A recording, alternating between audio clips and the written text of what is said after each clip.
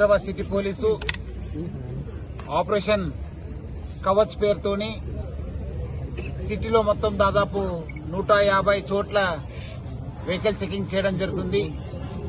సంశయాస్పద వ్యక్తుల్ని, సంశయాస్పద వెహికల్స్ ని, అదేవిధంగా డ్రగ్స్ కోసము దొంగతనం చేసిన వెహికల్స్, నంబర్ ప్లేట్ లేని వెహికల్స్ ని, అదేవిధంగా వేరే వేరే ఇల్లీగల్ యాక్టివిటీస్ లో ఇన్వాల్వ్ అయ్యే పర్సన్స్ కూడా చెక్ చేయడానికి ఈ ఒక్క ఆపరేషన్ కవచ్ ని మనము ప్లాన్ చేయడం జరిగింది.